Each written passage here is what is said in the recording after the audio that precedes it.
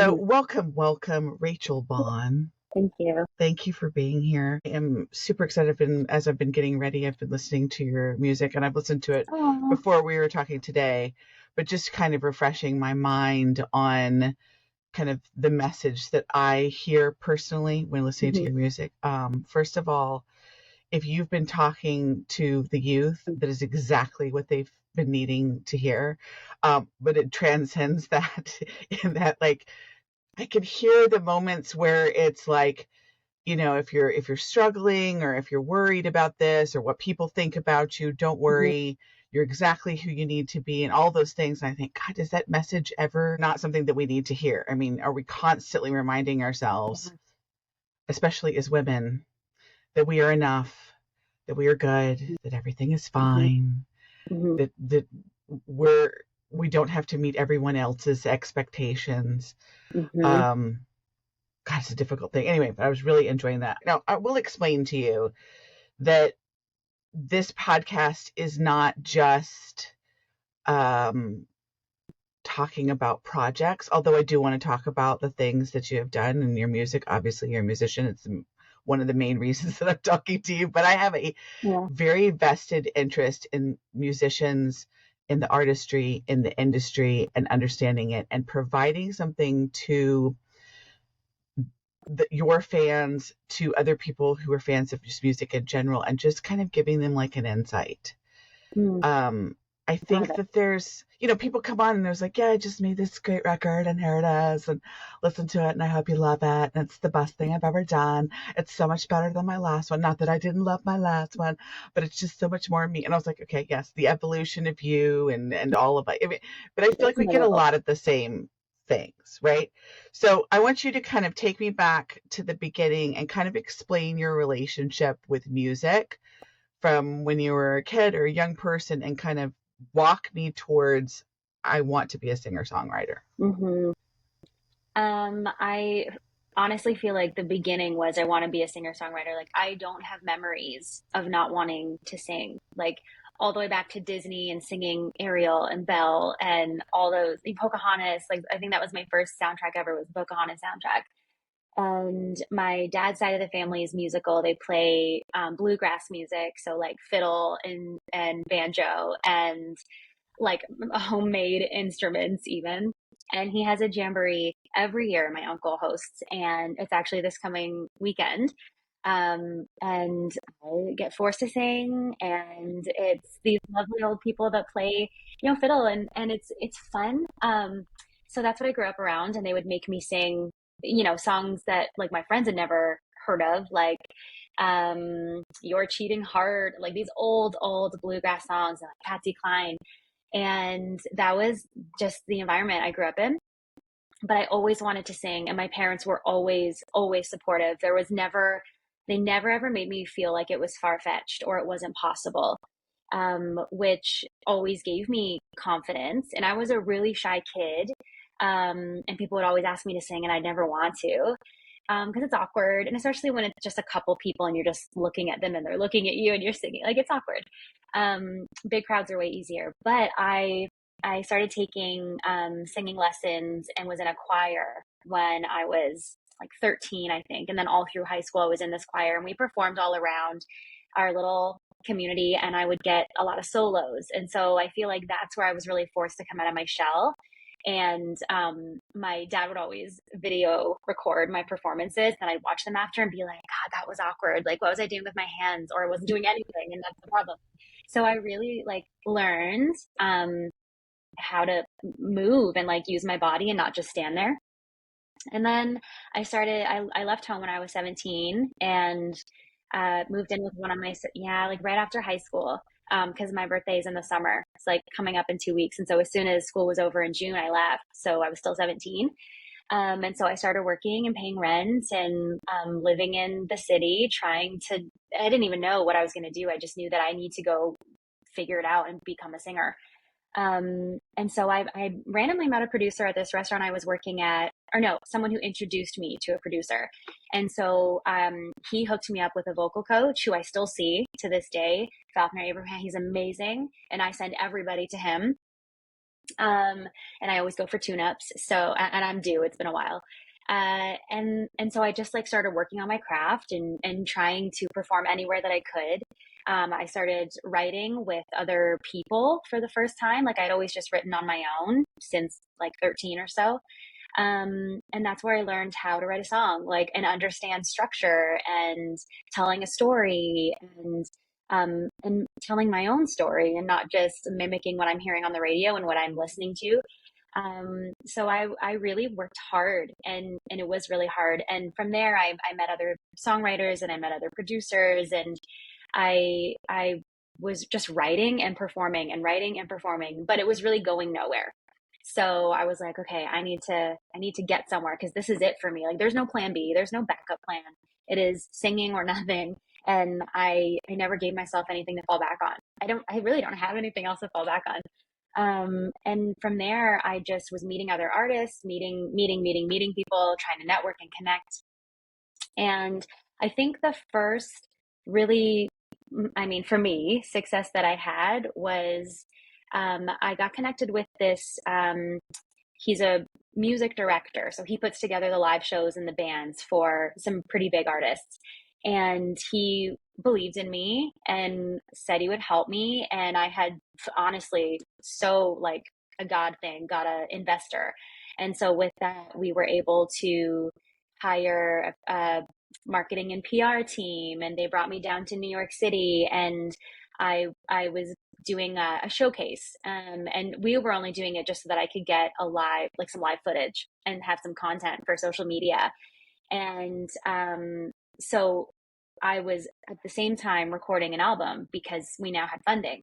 So I had built my team. I had songwriters that I was being brought to work with, some really big names. Like I spent time in LA and Nashville probably over the course of a year and was writing with these songwriters who, like, I would go back to my hotel room and look them up and be like, I can't believe I was in the room with so and so, and they've written for so and so, and I've listened to that song my whole life. Like it was crazy. I was like, how am I here? Like, and he brought me to a couple of producers and songwriters that we worked with, and we wrote my album.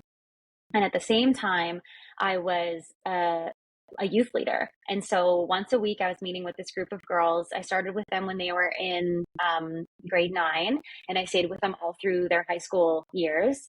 And every week we would meet and we would talk about their lives and what they were going through, what they were experiencing, and what life is like for them. And I'm in my early 20s at this point. And that started to seep into my songwriting. I was like, I love these girls and I want to write songs that mean something. I've always wanted to do that. And they're telling me what the experience as a teenager is right now. And this is what I would say to them. And this is what I would want to hear as a teenager who's going through all these things like insecurity. Like I was talking to girls who were self-harming and have eating disorders and who didn't have a good home life and weren't either in foster care or like just so many stories. And so I started to write these songs, and it's like I want to tell these girls like, love yourself, and like you're not alone, and there are people who understand you, there are people who care, and you are good enough. Like that is a message we don't hear enough as women. Like we're always striving to be more and be better and be like beyond what's even possible because that's what we're told. And Yeah, we they can't. say be perfect. Yeah, Yeah, and be agreeable. right. And And don't so speak up too much. I mean, did you struggle with those things when you were a teenager? yeah, I mean, yeah. tell me about, okay, so you're working with these girls.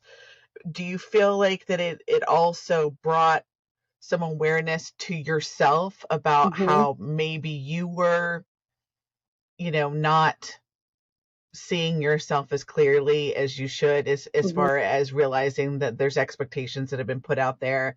And if so, like, how did you work on, I don't know that we ever overcome that entirely, Yeah. but how did you work on that then or now, or how do you feel about it differently than you did when you were younger and really struggling with it? Yeah, I remember as a teenager, like I'm one of 6 kids, and so and all girls. It was Oh dear very God. I'm one of 3 chaotic. girls. I thought that was bad. And Okay. we had one washroom that we shared Oh dear and Lord. 3-bedroom house. Yeah, it was tight. It was really Okay. tight.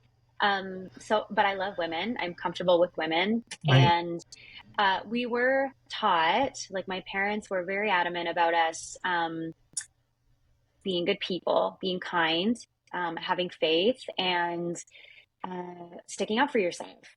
And I never always felt confident about that because I'm second youngest. And so I didn't often get a voice. I didn't often get to make decisions. I didn't often get to say, this is what I want to do today. This is where I want to go. I just kind of got schlepped along where we were going. And so I just didn't really grow those tools naturally. And I've worked really hard at that because I want to have a voice and I want to know what I want. I don't even know that we all do. I want to know what I want. I want to know who I am. And I want to encourage other people in that, especially women and especially youth, because it's hard, especially with social media, where you're just one voice in a million, one page in a million. And it's hard to feel seen, even though we're trying every day through our content and we're trying to post what we want people to see. And we're carefully curating this image that's usually not 100% real. And then we're comparing ourselves to what we're seeing. And so it's just like feeding insecurity. And so I really, I'm so glad that I grew up in the age before Instagram. I had Can you Facebook and imagine? I was on MySpace. Yeah, I had But, MySpace. I had a different name. I won't share it, but I oh, made up my own special name. I didn't want to be Heather. I was somebody else, is and it still active? I don't think so. I hope not. It may be somewhere in the interwebs, somewhere, but yeah, that was really Curious. terrifying and sad. Yes. Whatever. We all do Yeah. some cringe things when we're young. Oh, I think my um, first email was Sassy RB. So, like I keep trying to encourage my kids. I'm like, I would change the email to something hmm similar to your name, hmm because you're gonna have to start putting that on a resume, yes. and I won't out them, but they're not as professional as one would hope. I think that had I had social media when I was growing up, the whole saying of comparison is the thief of joy. Yes. That's why we're depressed. That's why we're anxious. hmm That's why we think that we need to be a certain thing. Not that that hmm message was not given to us, regardless of whether or not hmm social media was there when we were young, because it's still given.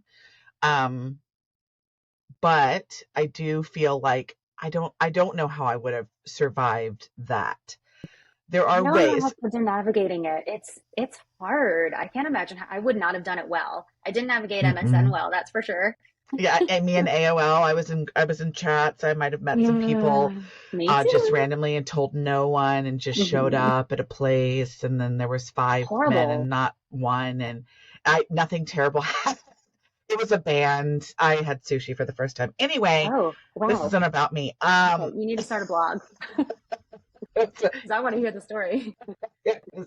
Yeah, my grandmother let me have, well, she didn't know she was letting me have unlimited access to her AOL, Yeah. but she did come in at 4 a.m. and was like, "Have you been on this the whole time?" She didn't talk like that, but it sounds like a So good she grandma said that? voice. That's really cute.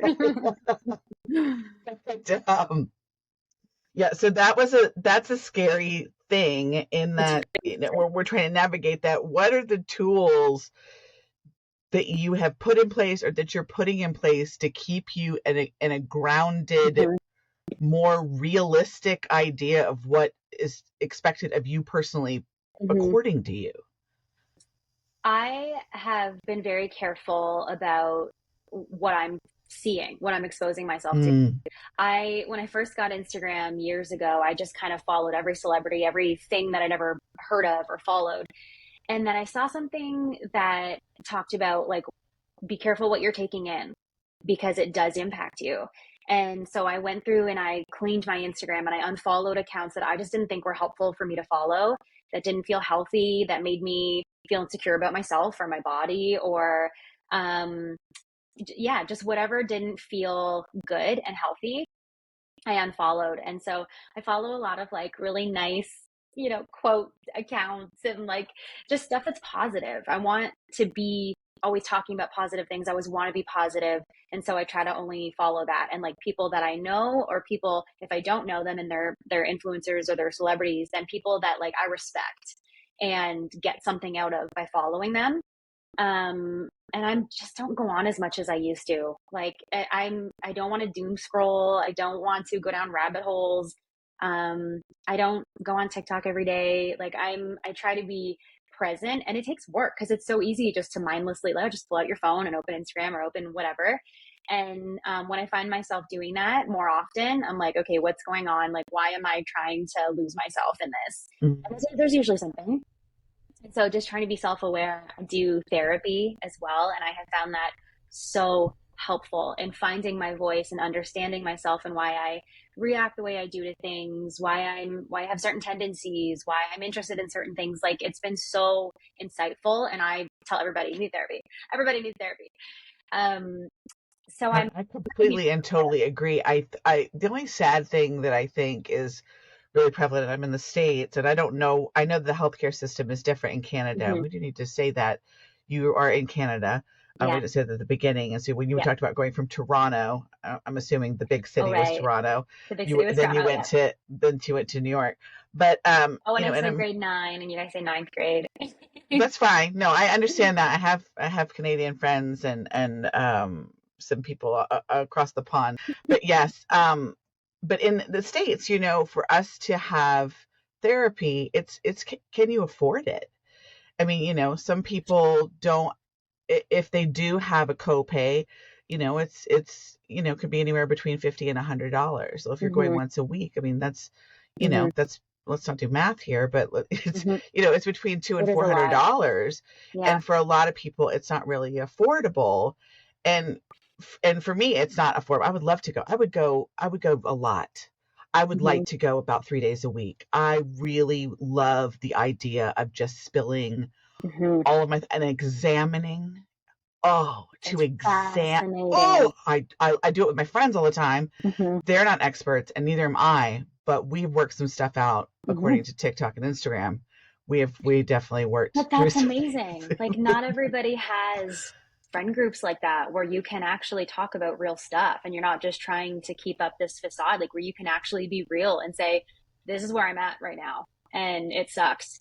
And like, I What do you have think this those is? friends. Why do you think that I'm doing What does this? it all mean? Why have I fallen in love with a pop star at 45? What does that Wait, mean? I just saw that movie. Yeah, it's like, how did that, what happened? Yeah, Yeah. you're coping with a pop star. That's what happened. We can do that. I think that's the point that I was trying to get at. Music can be therapy. Yeah. Finding an artist or finding a song or a set of songs that really resonate with where you are in the hmm moment. hmm I mean, it can change day to day, and I hmm get so excited when I find a new song. Casey Musgraves just dropped a new song called Irish Goodbye. Yes, that album is great. The whole album is great. I was at work. I was crying. It was awkward for my Mm. coworkers. Um, But but needed.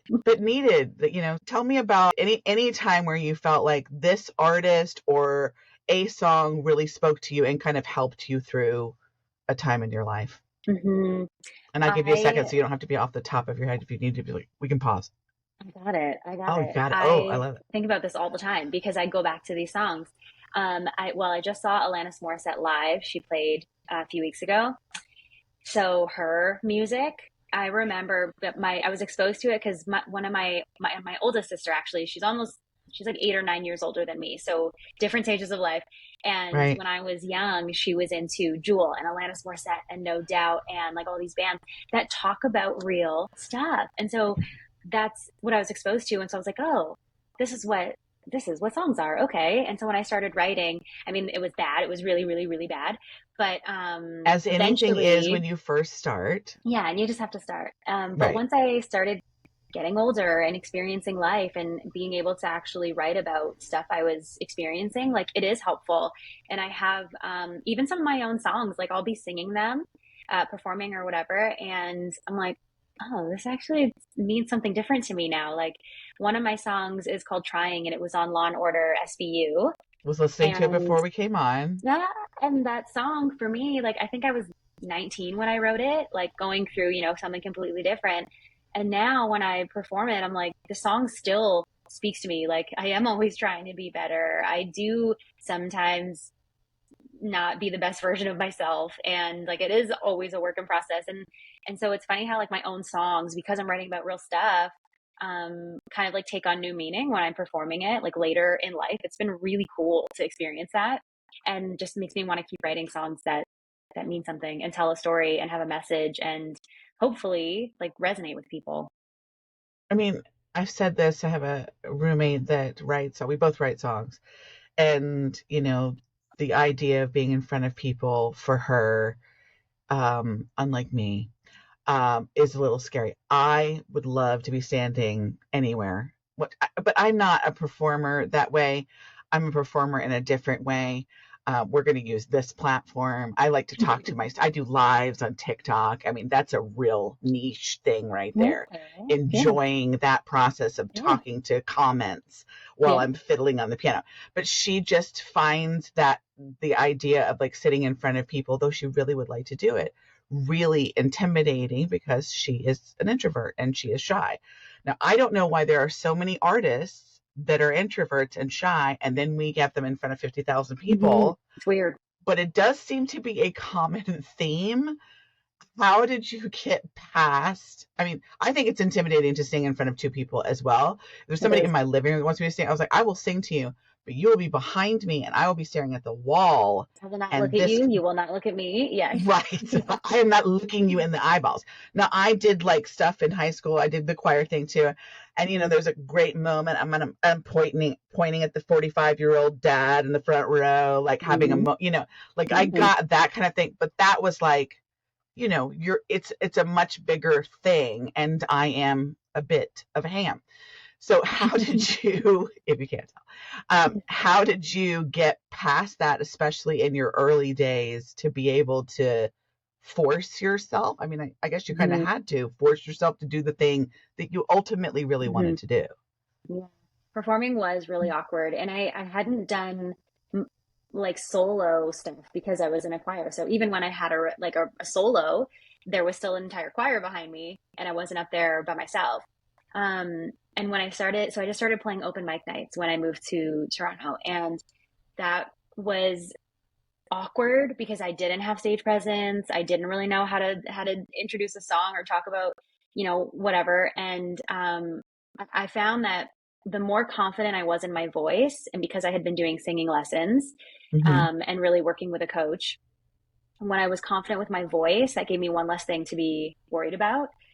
And so I started playing guitar when I left home. I didn't play before that, but I wanted to be able to play an instrument and sing live and not always rely on somebody else. And so I wasn't confident with guitar. And so I would be playing terrible guitar, but at least my voice sounded great. And I just learned to just kind of go with it. And like, if I mess up, make a joke about it, like point out the thing and just make people laugh. So honestly, like just doing it is the only way to get past it, to do it, to get more comfortable, to get more confident. And then I started to love it, and not always, I guess I'll get a little bit nervous, but depending on what the event is or how big the crowd is. But I think it's a good thing because it keeps you on your toes, and like, yeah, it's something you just, it's like, I'm always telling people, get a vocal coach, start doing videos and putting stuff online, use like the technology we have to help you, and start performing. Because there are so many people, I'm hearing these stories from people I know in the industry that are like, yeah, we started working with this famous TikToker, and then we had a showcase for them for labels and industry people, and they could not sing live or they could not perform. Like, they've never performed before. They've only performed in their bedroom in a camera. So I'm grateful that I didn't have that, and that I actually got my stage legs pretty young. And even still, like, I'm always finding things that work and don't work. I love watching live music too, to be like, oh, they did that really cool thing that actually, like, the crowd loved that. Like, it's research too. So I love live shows. I love going to live music. And I actually love performing now because I get to tell my story. I get to sing these songs that I wrote that I'm really proud of. And it's fun too to interact with people. Like, I can be a little bit sassy, I can be a little bit playful, and I just use it, and it's fun. Like, I just get to be myself, and nothing bad has ever happened from doing that. So it's been good. The people are going to be extremely disappointed by your answer, in that they want a secret. They want to see, they wanted to be like, well, actually, what I did is I worked with this person and they got me perfect. And then I went out and it was so great. I was like, definitely doing this again. And instead, it's what it is with everything. Yeah, you have to be You done. go out there, you're bad. Yeah. You're not great. It's embarrassing. I saw a video recently of Halsey, like in a mall or something. I don't know if somebody asked her to sing on the fly. And I was like, oh, Like oh, an oh that, no. yeah, it wasn't good. Um, Um, but you listen to her now and she's incredible and she's so incredibly talented and mhm, interesting and cool. And mhm. I really enjoy her. But she had a starting point. We all have starting Yeah. points. Mm. No One one's of just the good overnight, especially with performing live. No, and It's or work. songwriting, or Hmm. playing the guitar, Hmm. or interacting with people that might be able to help you in your career. Hmm. What, since I've never talked to anybody about my music, or about the fact that I'm ready to be a pop star, it may be a I'm little honored. bit late, but I could do it You could do it. if I could do it. Susan Um, Boyle did it. what what is it like to talk to somebody who is literally holding your hopes and dreams in their hands, and how do you navigate that? Or what would you say to somebody they've got a meeting, they've got their stuff, they've written the songs, they've bared their Hmm. soul, Hmm. they're ready, but they're not ready. What are the things that you Hmm. would tell them before they sit down with some music industry person? I sat down with someone, the guy who actually mixed and mastered my album. Um, his name's Jimmy Douglas, and he's a bigwig, and he's worked for Justin Timberlake and Missy Elliott and these huge, huge people. And we're sitting across the table from each other, and he goes, "So, if I ask you who you are, how would you answer that?" And he's like, "I don't mean your name and and it's like a big question. So if you don't know yourself and you don't have, I learned that you have to have an elevator pitch, and you have to talk Yeah. about, you have to know who you are and why you're doing this, because you will get that question from a lot of people. And there are so many people that want to be doing this, who know who they are and can answer that question and confidently do so, and they'll take your spot. So it was really helpful to have him ask me that. And I was terrified in the moment. I was like, don't say the wrong thing. But I was like, well, I want to write songs with a message. I'm from a small town. I have big dreams, pretty cliche, but I want to write songs that actually impact people. I don't want to just, be a pop star, but I want it to have depth and longevity, and I want to have a purpose. And so knowing why you want this, knowing why you want to do this, knowing who you are, and be able to succinctly say that can be pretty powerful for somebody. And if you only have a minute, and if they're not impressed, they're not gonna give you another minute. So you kind of have to be always ready, but it takes time to get there. It takes time to know yourself and have your music and hone your craft, so that you can approach someone and say, "Here I am, and now I know who I am and why I want this." Because if you don't know, then you'll just get lost in the millions of people that are just as talented, because there's no shortage of talent out there. So it's been a Sure. journey to have people ask me certain questions and put me on the spot, and make me think, and like actually question, okay, yeah, why do I want this so bad? And why do you want it so bad? I love to connect with people. Mm. I really, really enjoy connecting with people. Like I think when I was young, I would have said, I just want to sing. It's all I know how to do. It's what I'm good at. Right.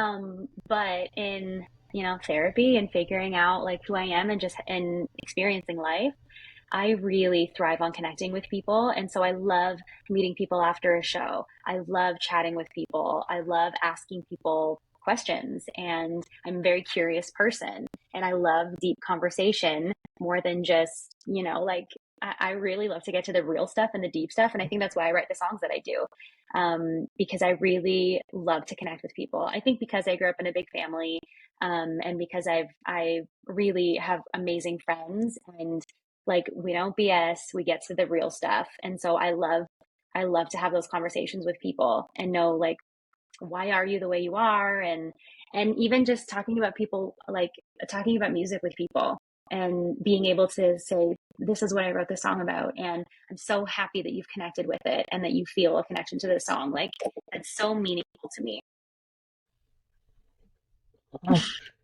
Let's talk about the record deal. Let's talk about BMG. I'm trying to imagine having a record deal and losing said record deal.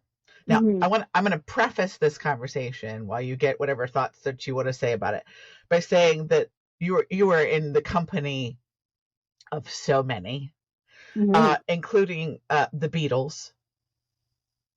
Somebody turned down the Beatles. They're like, not so much. Dummies. I don't know if you're familiar with the 1975 Yeah. Matty Healy. Yeah, every Yeah. record label turned them down until a footballer signed him. He had a record label and was like, yeah, I guess I'll sign you. Oh. Madonna's demo was rejected.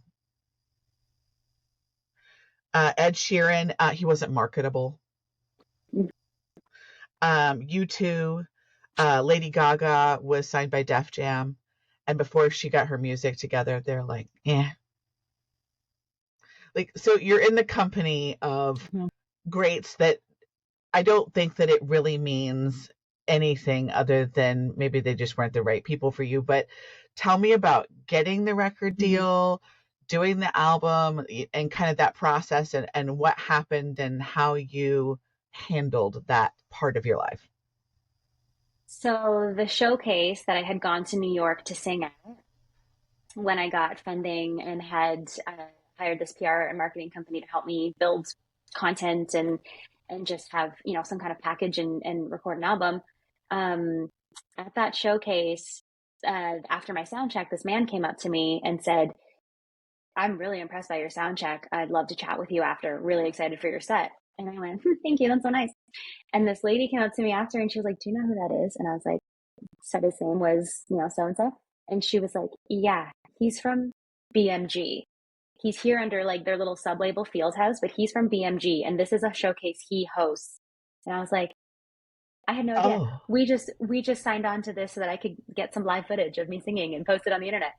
And then so after I made sure to go say, "Thank you so much. This was amazing. And I'm so happy to have performed and like it's so nice to meet you." And he said, "Can you come to our offices this week?" And I was like, he's like, "How long are you here?" And I was like, "Yeah, I have a few more days." So I took the subway, being very ambitious, got lost because it was an express and I missed like all of Manhattan. And so I actually got there late. And then he was on a call and I was like, it's over. Like he's never going to give me a chance now. But he was so gracious. And so he brought me in his office and we had a conversation and he said, yeah, I love that your songs have a message and a meaning and it's a breath of fresh air and you have a great voice and great package and I was like, "Yeah, I already have an album. It's done and we're ready to put it out." And so he was like, "This is great news." Um so they signed me and I had all these meetings in a room full of men who said to me, "If we can't make you famous, we've done something wrong." And I said, "Wow, amazing." And then we put out my album and there was absolutely no marketing budget. There was absolutely no funding, no resources, nothing behind it. We just put it out and there was no plan. So then I had gotten the song on Law and Order, which was great. I had done this thing called Live in the Vineyard in Napa, where it was industry people coming together to listen to labels who showcase their artists at different wineries over a couple days, which was so cool. And it went really well. And I met amazing people who wanted my information. And, this guy from the label was there and seeing all of this and how people responded to me. And everything was great. And then, but the problem was the album didn't do anything. And I said, "Well, there was no budget. There was nothing, you just literally put it out there and told nobody." Um, so it was, you didn't really hold up your end of the contract. The album didn't do what we hoped and blah, blah, blah. But they didn't actually let me go. I just kind of was sitting there and still signed. So then I'm in Canada and we have an amazing grant program through the government. So you can apply for grants and get funding for doing a demo, doing a video, doing an album, whatever it is. Although it's very competitive because there's a lot of people that apply, and especially this, so COVID now hits and everything kind of came to a stop. And I was like, well, they're not giving me any money. I don't know what to do, but I'm still signed. And it was if you get things moving on your own, then we can, you know, if you get to that point where I can go back to the people I have to answer to and say, well, look what she's doing in Canada and da da da. And, you know, now we can jump on and help support. And I was like, that is terrible news and so discouraging. And so I was like, I'm literally alone. Like, I thought that signing to a major label, when they told me to my face, if we can't make you famous, we've done something wrong, that it would change everything, that it would change my life. And it didn't at all. And I was still doing all the work myself, it felt. And, you know, by that point, we had used up all of the money. So I had no more money from the funding that I got through an investor. And then I put the album out, so I had nothing else to bargain with. And so I was like, okay, well, I'll try to apply for grants. And so they let me out of my deal in Canada, but still represented me worldwide. Because they don't care about the Canadian market. It's so small. We have like 10 major radio stations in all of Canada. And so it was you know, try to do what you can there. And then once you get things moving, come back and then I can help you and support you and be like, you know, she's doing something, so let's jump on. But I couldn't get any grants. I asked them for help with the application because it's a process. Like they need like a 20. I think that RBT got that for her most recent album. Yes. What's it called? Factor. Yeah. Or there's a few different ones, but yeah, it's through Factor or Star Maker, or there's a few different ones. And it's really hard to get, but it was also COVID. And so even the more established artists who were also struggling were now applying for the grants. And so it was even more competitive. So I asked the label for help. I was like, I need a business plan and a marketing plan. That's what they ask for. It needs details and it needs numbers and it needs dates and it was overwhelming. And they said, sure, we'll find somebody to help you. So they had connected me with this lovely lady who sent me something that was unusable. It was vague. It had graphics that looked like it was from clip art. Like it was bad. Like my friend who is kind of guiding me in this process, because he works in the industry, he was like, you can't use this. It's bad. Like what you've done on your own is better than this. And I was like, I'm not going to get, and this is like the night before too. And I had been hounding her. All this to say I didn't get it. And then I was still signed though. And I was like, I'm stuck. I can't do anything because I'm attached to BMG. So I can't try to find something new.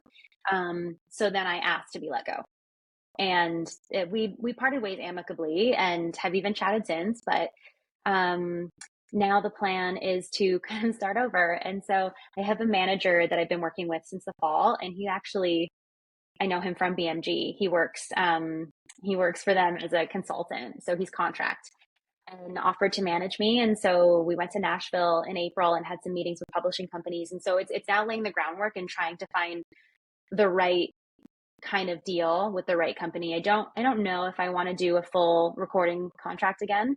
I would rather have a publishing deal, because then at least I have help in pitching my songs for TV and radio and other artists and film and commercials.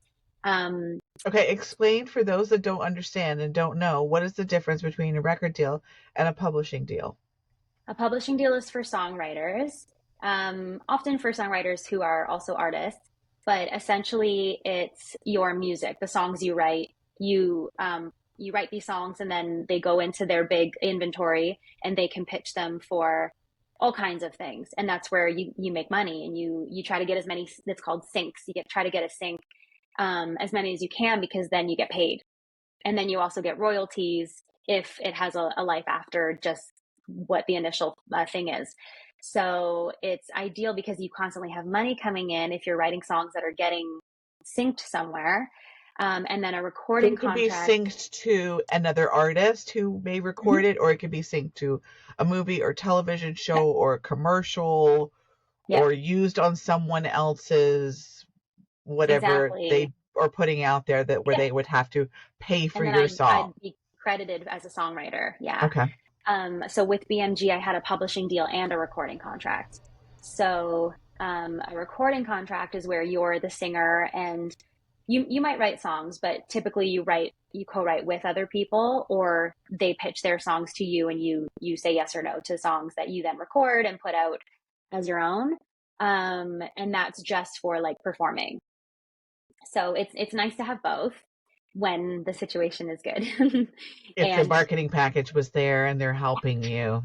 And they're putting resources. I mean, I feel like social media has changed the game a lot, as well as streaming It platforms. has. It has. And so Labels don't have therefore, all the leverage anymore. and there's a podcast out, and I can't think of the name of it right now. I'll put it in the notes or something if I remember later. But there's a podcast out there that kind of talks about independent artists and explains to them, what is your goal? If your goal is to tour the world, and in order to have the resources, it's likely you're going to need a label to help you do that. If your goal is to write songs, affect people, and have them listen to it and make money off of your songs, you can do that with TikTok and Instagram. Absolutely. And so this is part of the reason why I am so interested in understanding more about the industry. And I feel like people need to know, like, maybe you don't want to tour all around the world. Maybe you don't want to spend, like, I mean, that was the thing when I was a kid. I wanted to be Sandy Patty. And you may not know who she is, but she was a contemporary Christian artist. And she sang a little operatic, and I would practice it really, really hard when I was 9, 10, 11, 12, 13, whatever, 14, it went into my teens. Okay. And I would pretend that I was on the Jay Leno, late night show. And we were talking about how I got my start, because of Sandy Patty. But then, the tour, would have to wait, obviously, because, then I was going to have children, and I was explaining why I was stopping my tour, whatever, because I thought you can't have both. But that's not the case now. The case now is that you can do it however you want to do it. You've got to have people somewhere, whether it's a label or it's people on the internet that are going, and listening over and over again. But there's so many different ways to do it now. So has your idea of how you want to do it going forward changed since your record deal? I mean, you said you'd rather do the publishing thing, but ultimately, I mean, when you're living in your land of magical dreams, where unicorns are floating about and the sky is a little bit pink and purple at all times, what's the real dream? So you can put it out into the universe, because that's what we really want to do. I do want to write for other people because I like to write in different genres and experiment and get to do something outside of what I feel is really me. I do have big dreams. I still want to tour. I still want to do, have a song on the radio and like do that whole thing. I've always wanted that. I will always want that. Good. Another big dream of mine is Disney. And I say this to anyone who will listen. I want to be the voice of a Disney princess. Okay, I have written down. I'm not kidding to you. It says right here, Disney Princess Sound, Jodie Benson. It's written on my paper right here that I wanted to tell you about your thing. It's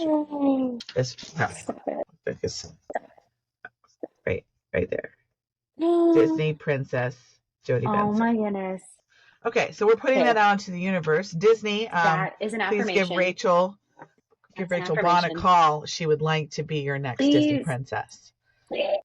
You do. It's I want to be the next Jodie Benson. The sound. Your voice is the sound of what you want to hear as you're rolling through the hills with all of the flowers and the trees and the suns and the birds going. Which I do. Yeah, I mean, obviously, daily with your dress that la, la, la, la, la. I don't know what that is. Is that how I start my day? Yeah, obviously. It just needs to be all your TikToks. Should just be you going through the field with your voice in the background and be like, at Disney, just letting you know. I have a new dream for my TikTok page. Yeah. Just your photo. I mean, anyway, that's funy that you said that. But yes, okay, so go. So much that they eventually Disney. Yes, they have to. It makes me so happy. Yeah, I think it's because that is what I listened to growing up. Like I grew up in a Christian home, and so we were limited to what we could watch. It had to be nice. And so we watched a lot of Disney, and I loved the songs. And I would sing them every day. And we had the soundtracks, and I would sing along to them all the time and do karaoke. And that was a big part of my childhood, was Disney. So it's one of my dreams. It's also just so wholesome, and the songs are always good. Like they have great lyrics. They have big soaring choruses. They're ballads. They're like, I want to do that. So I want to go where the something or other goes. That's on the dream board. Oh, Love that. Okay. Yeah, it's easy. It'd be so easy. Yeah, I mean, you can just go in there and take a thing, and you can just write Disney princess songs, come up with your own idea of a Disney princess Love movie, and then just start writing the it. songs for it. And then they'll come to you and they'll be like, oh, that one song that you wrote. Yeah, we need that for our brand new Disney princess. I mean, Mm-hmm. it seems easy to me. And say, I don't know. sure, but it's going to be my voice. Yeah, I no, am the 100%. princess. Yeah, 100%. Yes, no, I can hear it and see it I all. love Yeah, it. I was just watching that the other day with Jodie Benson in the back of like, look at this, da, da, da, da, da, da, da, and I was like, oh, I just, that's huge. Anything that has to do with creating music, though, to me, I'm like, I want to do Yeah. that. Yeah. But every time we Love see this. these things, it's like, put me in the room. I just want to be in the room where these things are happening, where music is being made, where somebody comes up with an idea, and then you get somebody. Yeah. Oh, that was one of the questions I wanted to ask you for your song. The latest one that you put out in May, called Kindness. The really cool choir moment on the chorus. Did you have extra people, or was that lots of layering? Lots of layering. Oh, Lots and lots of layering. Yeah, yeah, yeah. And it's fun too because when you're layering, you put on different voices so that it sounds like a right. choir, like it's different people. So you would sing, if it's just like a background note, like you would start with oh, and then you go oh, like same note but different sound, and then it sounds thick and it sounds like it's more people. It's really fun. You stand at different lengths away from the microphone too. So for the first one, you might be really close. For the second one, you're really far, or you're to the left. Like it's so cool. It's just fun. I want to do it so bad. We Do have it. no idea what we're doing, and we've messed around with GarageBand, and we have made a colossal mess and disaster. So we are going to find the people. I'm going to talk. So I don't want to just talk to musicians. I also want to talk to people who are in the industry who do other things. Mm-hmm. You don't Mm-hmm. have to be the main stage person. You don't have to be, you don't have to be Rachael Bawn. You could be the Mm-hmm. guitar tech or the drum tech, or you could be Mm-hmm. the lighting tech, or you could be the one figuring out what the stage is going to look like, or when, what, all that stuff. There's so many other things. So I want to talk to those people when I get them, Mm-hmm. when I get the You will. recording engineer. I'm going to strap him to a chair and I'm going to keep him for about a week. I'm like, you teach me everything you know. Kidnapping, but I won't tell. That's true. I'll get consent, of course. Maybe he won't want to be strapped to the chair. Whatever, we'll strike up a real nice relationship. It'll be Stockholm syndrome. He'll be excited about it in the end. It'll be fine. Yeah. Yeah. I believe in you. Very convincing. You're right. You could probably not Yeah. kidnap someone. All There will be no good here, man. kidnapping, all consent, all the things. Okay, the guy that you co-wrote with, how do you say his last name? Matt McLeod. McLeod. Okay, that's not how Mm-hmm. you spell McLeod. Please tell him that I said that. It's not phonetic, that's for sure. I was like, I'm not even going to say that. I'll butcher it and I'll feel so bad. But you also wrote with him for a song called Joy and maybe a couple of others. Okay. We just did the two. Yeah, we did Okay. the two. He was doing a project about the fruits of the spirit. And so he asked me to jump on two of those songs. So I wrote them and we went in and recorded the vocals. So he's like slowly been releasing those songs over the past few months. So that's been really cool. And one of the songs has another guy on it named Michael. Michael is also part of a song that's coming out. I don't know when, but he just called me the other day and said, I need a picture of you. I need this, I need that, because we're going to start releasing this. And it's amazing because I got to sing gospel. Oh. And it's with this like amazing Black gospel singer who has a big voice. And so we sang. I got to sing. So I'm really excited. Mm-hmm. I'm very, very so excited. Which is exciting. why I love to do stuff with other people because again, you get to step outside of your own genre. And just like what you normally do on your own. Because when you work with other people, they bring something out in you that you like can't access on your own. That's what I love about collaborating. But I will also say that during COVID, I had got so used to co-writing and just was writing with people all the time that during COVID, I was writing by myself and I was writing completely different than when I'm writing with other people. So I have recorded some demos and this is what we've been pitching to the publishing companies in Nashville. because it's more of a, I'm so excited, and like nothing is even really coming out yet, but my new dream is to be kind of like a Sheryl Crow, Kelly Clarkson, Michelle Branch, Alanis Morissette kind of vibe, because that's what I listened to. And I grew up in the country and sang bluegrass with my family, my old uncles. And I've never explored that. And I was always steered away from country. I was always steered away from, like, I naturally kind of have a country voice, I've been told many times. And so I'm really excited to explore what just has naturally been coming out of me that I've never gotten to pursue. So that's like kind of where I'm going. That's very exciting. Mm-hmm. Yeah, And thank you. country couldn't be more popular, I think, than it is right now, with people kind of crossing over and people getting a different perspective of what country really is. I mean, I think for a really long time it's changed. It was one or two things. But now it's really altered, and people who have always been, just real streamlined, regular pop have dipped their toes in. I think that Lana Del Rey has a country album coming out as well. That'll be so good, so interesting. Right. But this is beautiful now with just streaming and people being able to work with whoever they want, and they don't have to be on the same label and help promote each other. Like, things are happening, things are changing, and that's why I'm excited, because I'm like, I want to be a little bit country. I want to be a little bit rock. And it's okay now to be more than one thing and to blend things. Whereas you're right, before it was like, you're this, you fit in a box. It has to, people have to get it.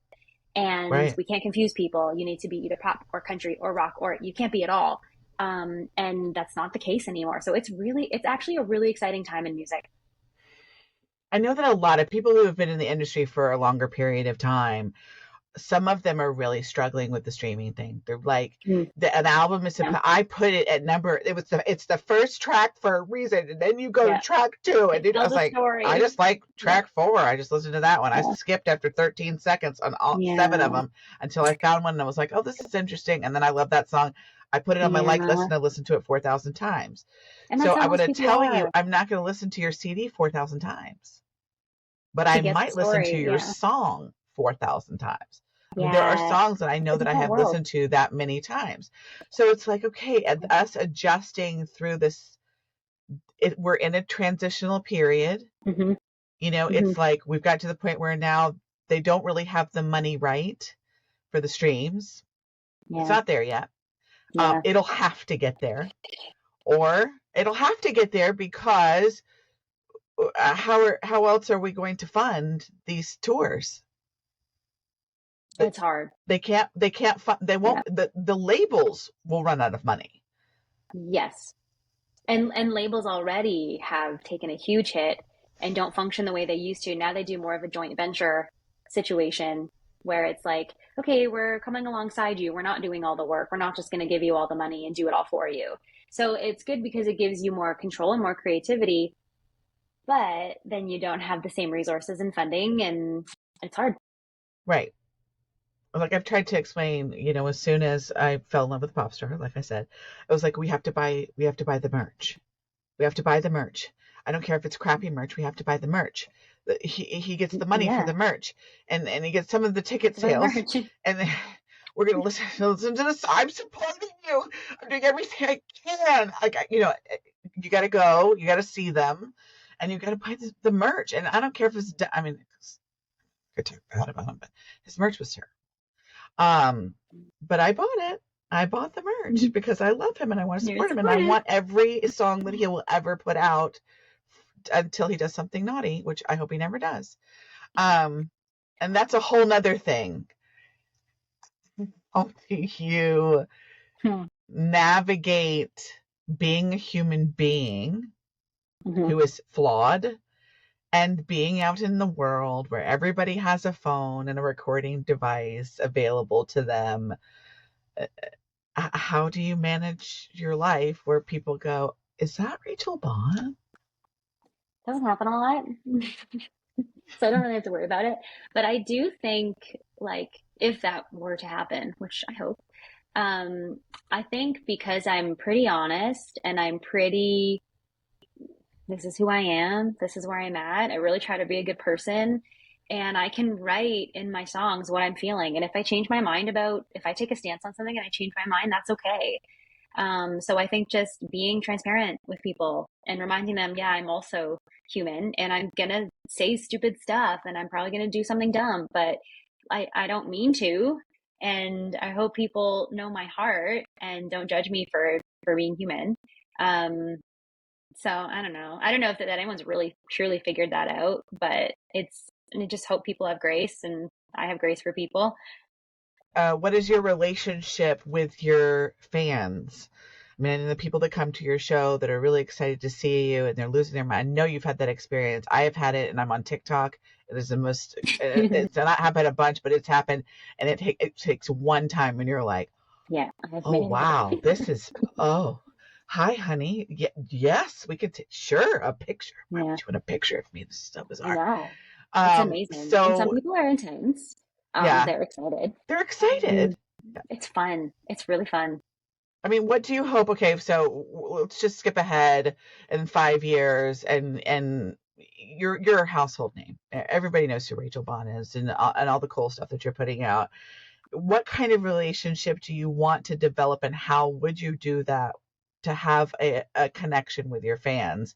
I mean, you're going to have to do social media for that, because Hmm. obviously, Hmm. I mean, unless you plan on showing up at their houses for their weddings and their Probably and not. their birthday parties. But how do you think that you would feel okay or best participating and connecting with your fans? There have to be boundaries, because everybody thinks they know you. Like I get messages from people I've met on tour or have, met once or haven't even met in person.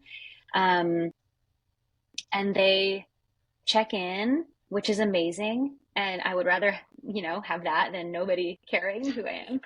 Um, but sometimes it can be a little much. And so having boundaries, is really, really important. But I try to make sure they know, like, I care about you and I see you and I will respond to your message. And I will answer some of your questions, but it's not a constant communication, messaging all day kind of thing, which has been In a tough to while, navigate. Yeah. haven't heard from you in a while. Are you okay? Like, uh-huh. Hmm.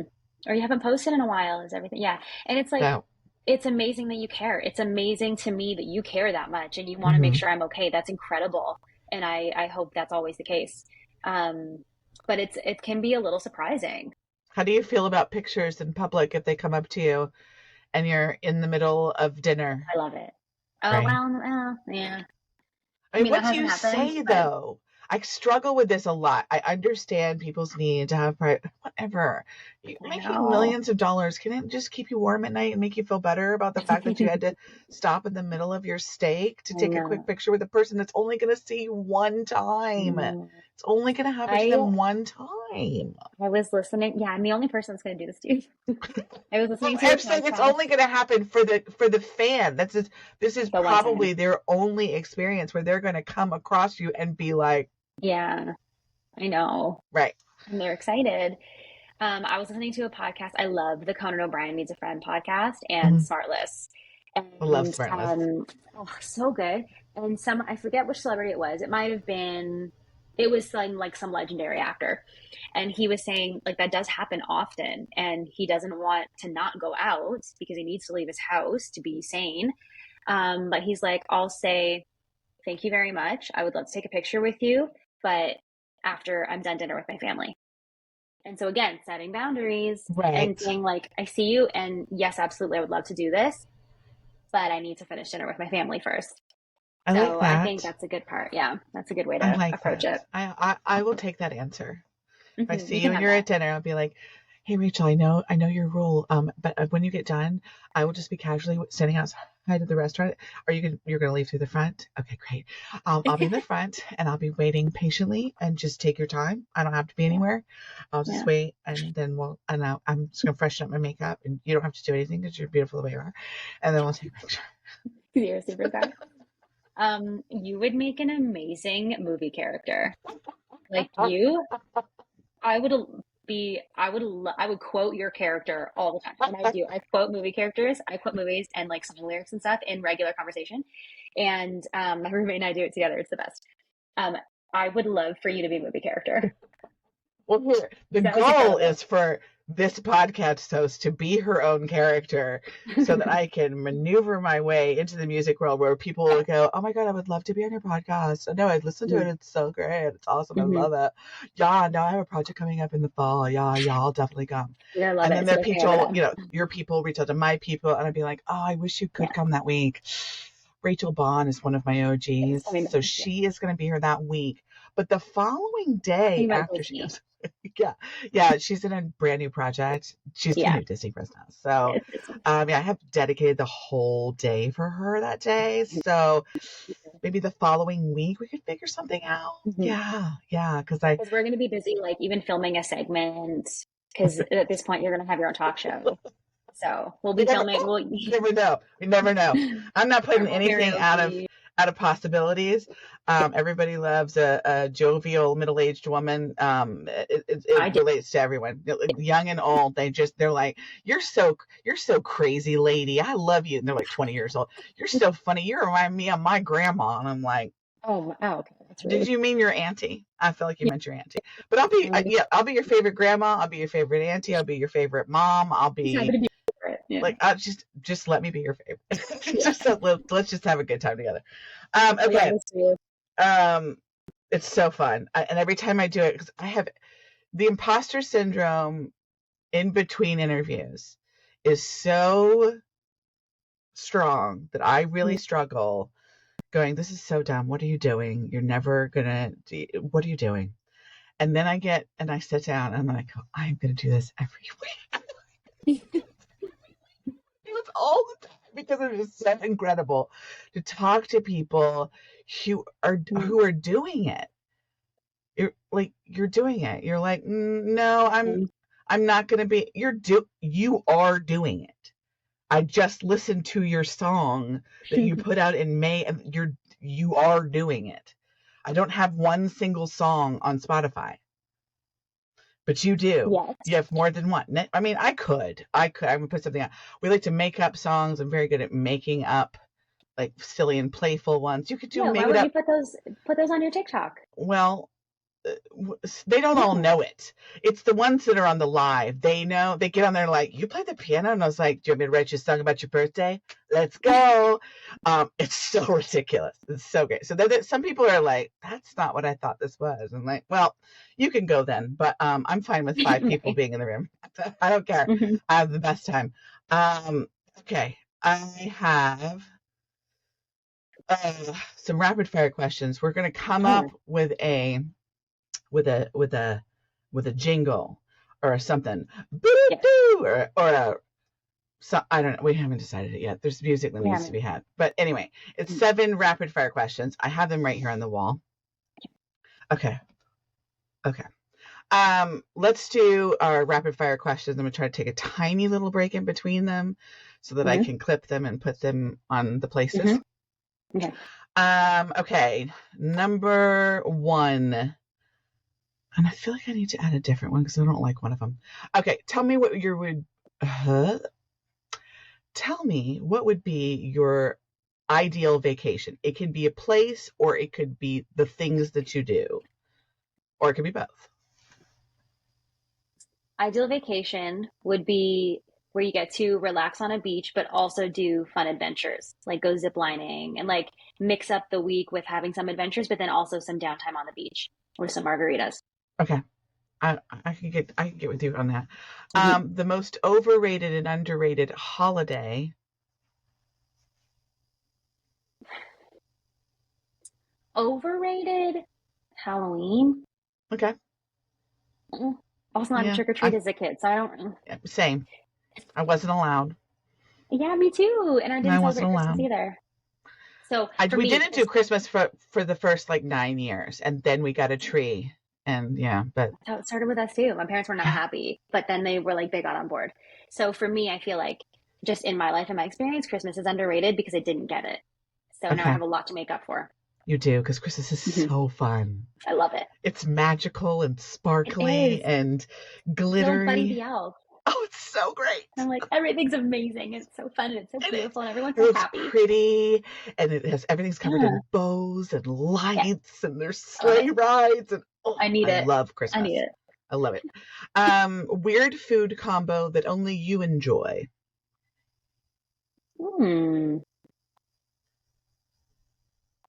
I Every don't time know you if I eat it, have a somebody goes, "I weird. can't believe you eat that. You do that with that?" I don't know if I have one. Okay. All right. I don't know if I have a weird. It's gonna come to me when I'm lying in bed at night, and I'll be Okay, like, well, "Oh, I should you have can said pop this back. No, you can pop back and tell me. at midnight." Okay. Yeah, yeah. It's just dear Hey, Heather, my weird. That would be I actually honestly fantastic if you do come up with that. Please send it to me because I will take that. I will turn it into a TikTok. be like, "See, she came Yeah, back." yeah.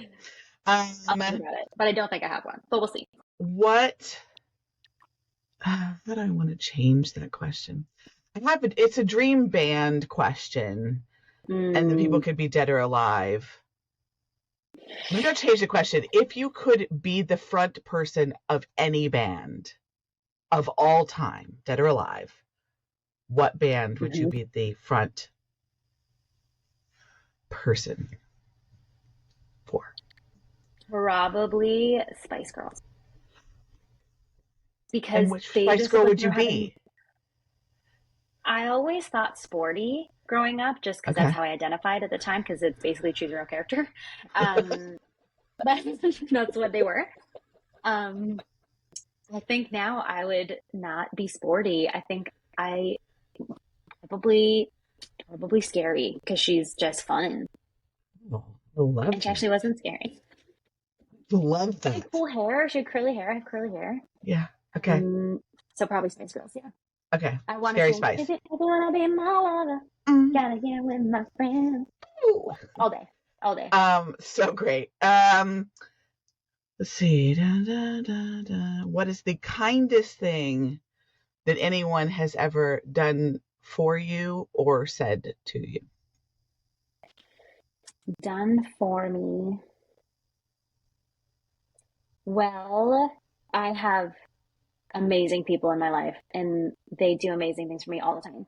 I would say though, like, so right before COVID, I was touring a lot, both in Canada and the US, and I was paying rent and like not making any money.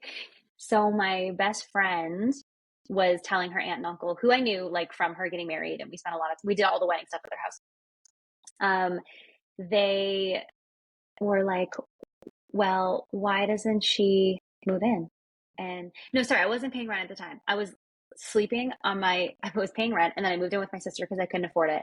And then I was sleeping on a mattress on my 5-year-old nephew's bedroom floor for a while because I was Like, what are you gone gonna and then do? home and then gone and then home and not making any money. So they asked about me, and she said she's really struggling with sleeping on her nephew's floor, and it's been a really hard time. Yeah, it was rough. And they were like, why doesn't she move in here? We have 2 spare bedrooms. They never had any kids, and they are just so generous. So I kept saying no, and then she was persistent, and I moved in with them, and then COVID hit, and then I ended up staying there for probably like 6 years. Um, and so we've experienced a lot of life together, and they're like pseudo parents now. But I just moved out, and I just moved into a new place. So it's been a lot of change recently. But that was like, I will never be able to repay them for their kindness and their generosity. And they treated me like a daughter, and even took me on trips and like stuff I just never had as a kid, because was from such a big family, and we didn't have money. And so I got to live like a rich kid a little bit, like an only child, and Which is probably experience. really good for your number. What, your number 5 or number 4 of I'm number 6? 5 out of 6. Yeah. Yeah. Yeah. Probably very, So very needed for your it was person. amazing. It was amazing. And being able to, I mean, yeah, we experienced COVID together. We were in lockdowns together. We had dinner every night together and would play board games. And like, it was such a good experience. Like, COVID was horrible for so many reasons, but I Right. also had a great experience. So I, yeah, will give Bill and Susan a shout out and say they're like my parents and they've treated me like their child and I can never repay them. But it changed my life. So it's amazing. I love that. These are Yeah. my favorite. What a personality pet peeve, something that you find cringe or gives you the ick. When you're telling a story and then somebody interrupts you and you don't get to finish, and then they start to share their experience with the thing, and then you never get to finish your story, and they're trying to relate, but then it kind of becomes about them. And because I'm from a big family and often get interrupted and don't get to finish a thought, I get a little triggered. Sometimes it's ADD. Just want to say that from a Mm, fellow interrupter. Sometimes it's ADD. okay. But yeah, don't get a partner that has ADD because it's a constant interruption. All my children interrupt me all the time. I never finished anything I was ever saying. 25 years. What are your words to live by? Words to live by.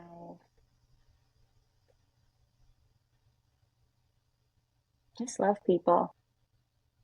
If everybody loves everybody and accepts them for who they are as they are without expecting them to change, the world would be so different. And then we're all taken care of because we all love each other. Simple. Just go. Love it. Simple. Yes, but yes. You need a clap? Can you get a clapper? No, I need one. Like, yeah. Or get a mic and then drop it. Either way, I'd be happy. And I really do like a mic drop. Nothing like a good mic drop. Tell me, and this is not part of the 7, but tell me, is there an artist out there right now that you're really enjoying that you think maybe I don't know about that you need to tell me about? Well, do you know Tori Kelly? I do. Okay. Does she have, She's amazing.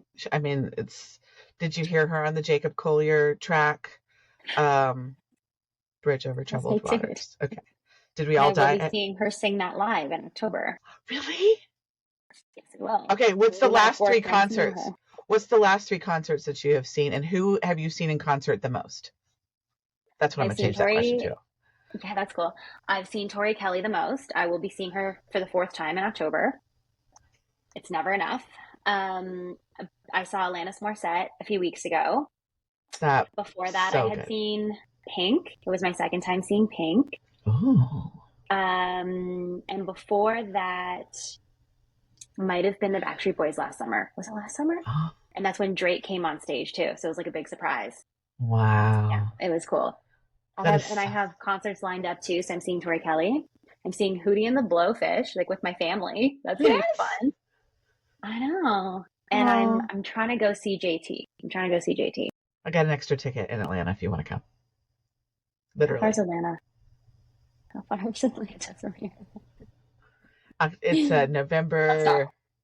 Yeah, I do. I have an extra ticket. I'm on the floor with my cousin because she talked me into spending a ridiculous amount of money to be on the floor. And then I'd already bought 2 tickets, and my roommate is going, and I have 1 extra ticket. So yeah, Thanks for the offer. That's so nice. Just saying. Okay, okay. We've got some similar. I have not seen Pink, but she's on my list. It's worth it.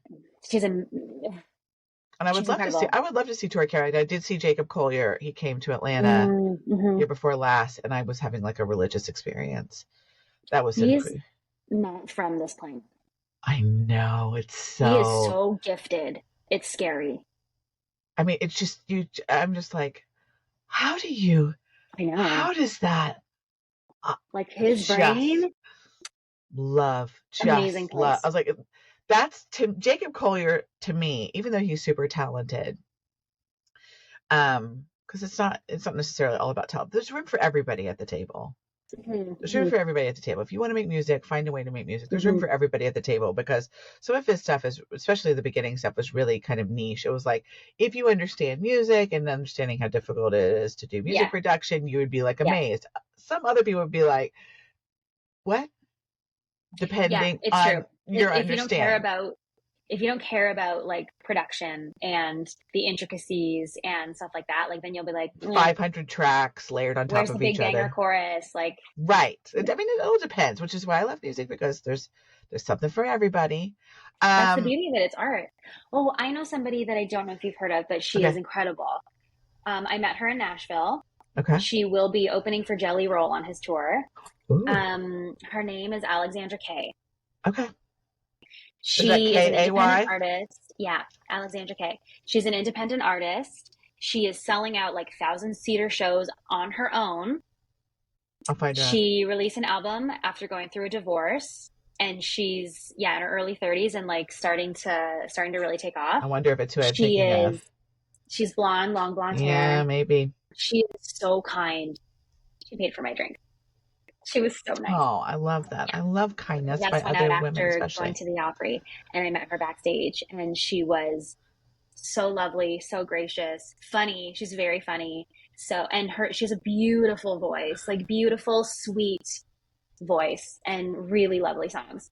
Yeah, and she's very authentic. She writes music with a message. Like she connects with people so well. Oh, I think I might love her. Okay, I love that. All right, yeah, because I like to remember me. Because sometimes people, one of the ways that we can help the music industry is by mentioning people that maybe somebody doesn't know about, and we introduce them to someone, and then you're like, okay, by the way, you've got to go, you've got to listen, and also I feel like there are songs for people for the space that they're in that they need.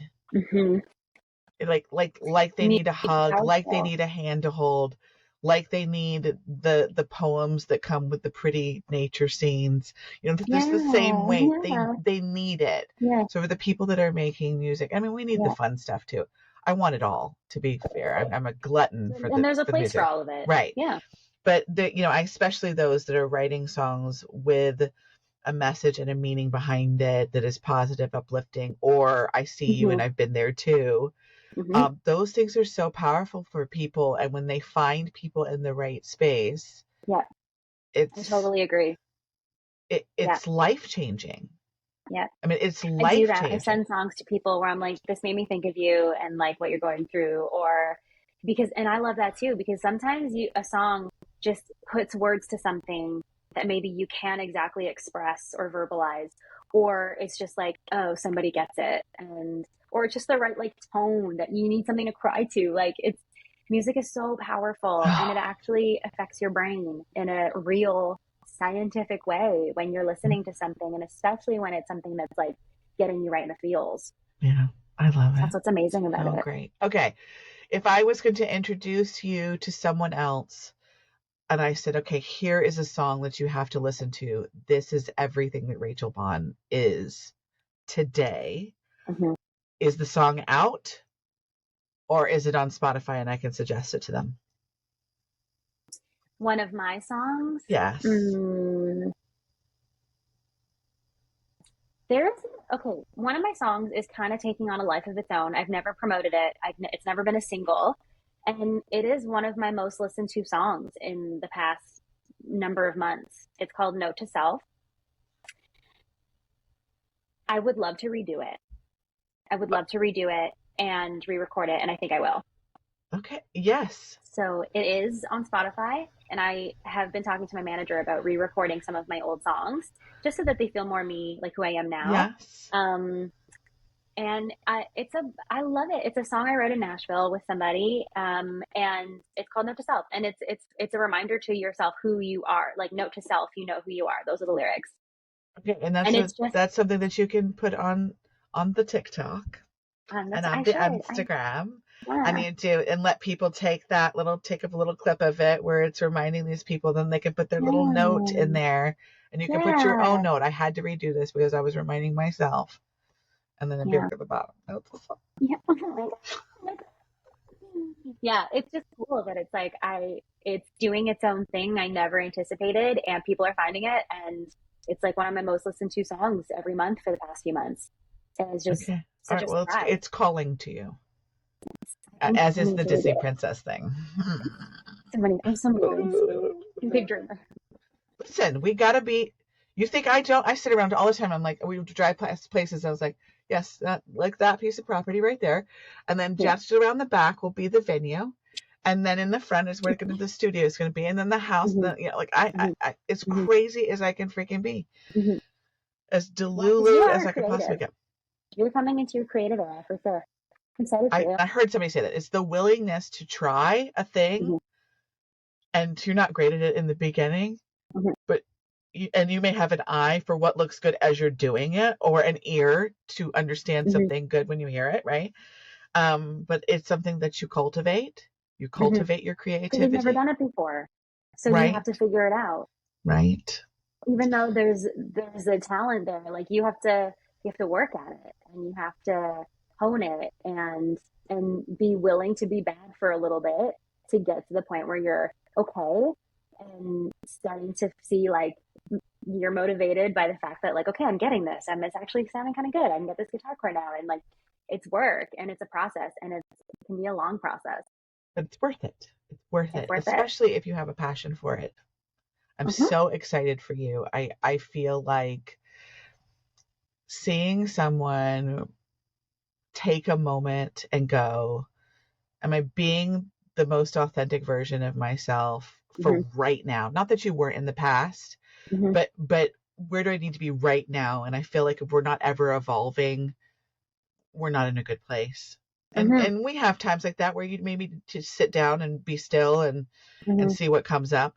But I see it all shifting and moving, and I'm really excited for you. And I am so incredibly grateful that you were willing to sit down and talk with me. I cannot. Oh my gosh. Thank you enough. Thank you. No, thank you. This has been a fun conversation. It's easy. It's like it's easy. Well, that's the goal. That's my hope. Great. That is that people can come and feel like we are going to talk about what you're doing, the message that you want to give, the artistry that you want to showcase. But just additionally, can we just like chat? I love it. That's my favorite. I love deep like life chats.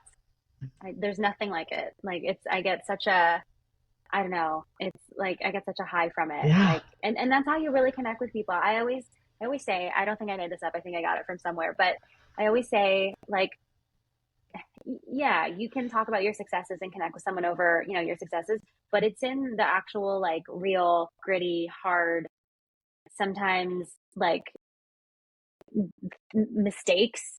That's where you really connect with somebody, because everybody experiences that at some point. You experience grief, you experience loss, you experience messing up and not being the best version of yourself, but trying. I should write a song about this. Yes, you should. Just kidding. It's already out there. It's the one that was on Law and Order. A little plug. Oh, that was an Easter egg. For those of you that don't know, that was a little Easter egg. About trying to be the best version of yourself. But I really do think that's where, and that's why I think music is so powerful, because when you're willing to be vulnerable and talk about real things, and things like when I write about stuff that I'm experiencing, that I'm going through, that I'm like, and then somebody listens to that and understands it, like that's a deep connection. And that's what I love. I love that. That's what I thrive off of. Makes the world go round. And hallelujah, we can walk around with music in our ears and let there be a real, true soundtrack to our lives, which is what I've been waiting for. My musical heart has been waiting my entire life to have a soundtrack in my ears. And I look at people and I go, yeah, I'm sorry, I'm listening to something. Have a good day. Bye. I didn't hear what you said. Was it rude? I didn't hear it. Listen to something real good. You need to be a movie character. I'm not kidding. Like, you need to go on SNL, create this character that you just naturally do, because I would send it to everybody. Well, hopefully we'll have lots of fun clips from the podcast. And who knows? Again, I won't say no. We have no idea what's going to happen. My mother's been like, you should do, Heather, you should sell something. And I thought, who knew that I would get to the point where I'm out on the TikTok and like, hey guys, you want to come on and listen to my podcast? Like, who knew? That's what I did. I did something like really special with this girl that I don't even know. She's from Canada and she sings songs. I talked to her for a while. Listen to it. I love it. So that's I would like that to be our TikTok intro. So hey guys, I just had this conversation with Rachael Bawn. That needs to be the intro to the clip. She's actually the best. She's basically a Dead Sea princess. We're so close. It's scary. All right. This has been really, really fantastic. I've really Um, enjoyed this. Thank you so much. Thank you for your time, and I wish you all the right people and all the right times and all the right You. places, and that you have the appropriate people supporting you wherever you go. And then when inspiration strikes, you got a pen and a paper and a voice recorder. Thank you. So, It's like a little prayer. I received that. but no, Yeah, and truly, I I wish really. the best to you too. I thank All you right, so I much. can't hang up because it's under here and I have to pull things out. So, but I'll end Okay, this. I'm going to hang up so that I Okay. stop talking. Okay. Thank you so much. Bye.